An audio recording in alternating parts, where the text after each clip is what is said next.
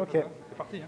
Alors, bonjour à tous. Donc, j'ai essayé de traduire de façon imagée et décalée, j'insiste dessus, la situation actuelle du marché de la création des sites web professionnels qui est vraiment en mauvais état.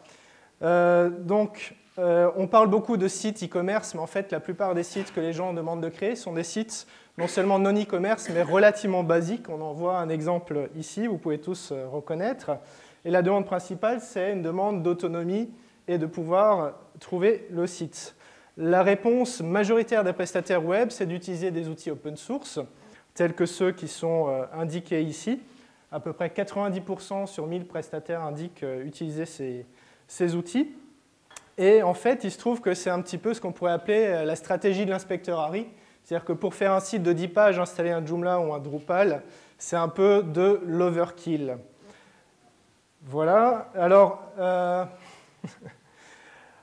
on a vu qu'il y a des gros efforts de pédagogie. Vous voyez, on a inclus des papillons dans ces supports-là. Donc, il y a des efforts de communication, mais la réalité reste que ces outils, même s'ils sont bons, ils sont souvent surdimensionnés par rapport aux demandes classiques, basiques des gens. Alors, la plupart des gens veulent être propriétaires de leur site Internet. Simplement, quand on installe un logiciel, open source ou pas, on a énormément de contraintes derrière, ce qui fait qu'au final, c'est le logiciel qui finit par posséder le prestataire parce que ça lui coûte vraiment un fric énorme. Et du coup, la seule chose qu'on installe, au final, c'est la faillite. La durée de vie moyenne des prestataires, c'est 4 ans, ce qui est à peu près la durée de vie moyenne d'un site. Et on se dit souvent qu'on va développer sur mesure pour réutiliser le logiciel, mais ça s'appelle faire un produit et être éditeur de logiciel. Donc, ce que j'essaye de souligner, c'est que avoir un bon outil, ça ne suffit pas. Il faut avoir une variété d'outils pour pouvoir utiliser le bon outil en face du projet qui nous est demandé. Alors, vous n'êtes pas obligé de me croire, alors je vous inviterai à passer comme moi une dizaine d'années dans le métier, à discuter avec des chefs d'entreprise expérimentés, vous savez, des gens de plus de 30 ans, et puis de regarder les chiffres de l'INSEE, de creuser un peu ça, vous verrez. Alors, les programmeurs sont des zombies, pourquoi? En fait, si vous regardez les interfaces d'administration de logiciels open source, ça ressemble quand même vachement, assez souvent, à des variations de PHP-MyAdmin.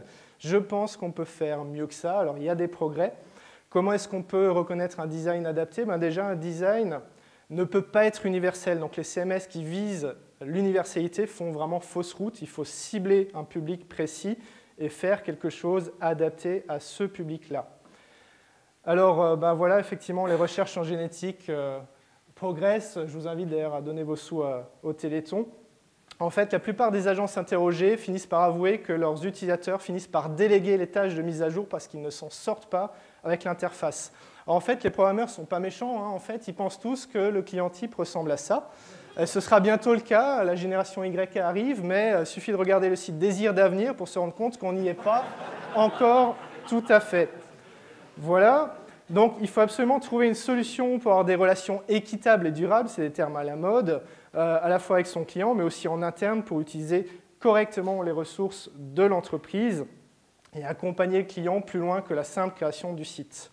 Alors, les développeurs, on les aime bien, mon discours, ce n'est pas qu'il n'en faut pas, c'est de les utiliser à bon escient et de les soigner, de les mettre sur des projets où il y a le budget et vraiment un intérêt pour leurs compétences. Donc ça, c'est vraiment important de comprendre. Autre petit problème, c'est que l'open source est free as free speech, n'est-ce pas? Mais souvent, les gens jouent l'amalgame et on finit par comprendre que ça doit être gratuit.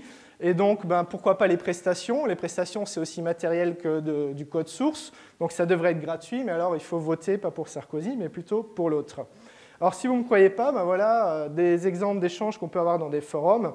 Vous voyez, installer un CMS et faire payer pour ça et la mise à jour, c'est honteux, c'est du vol. Oui, les prestations, c'est du vol, c'est logique. Donc, la moralité, c'est que l'open source, évidemment, c'est important, il n'y a pas d'Internet sinon. Mais ce qui est encore plus important pour une entreprise, c'est de raisonner coût total de fonctionnement et de choisir le bon outil, open source ou pas.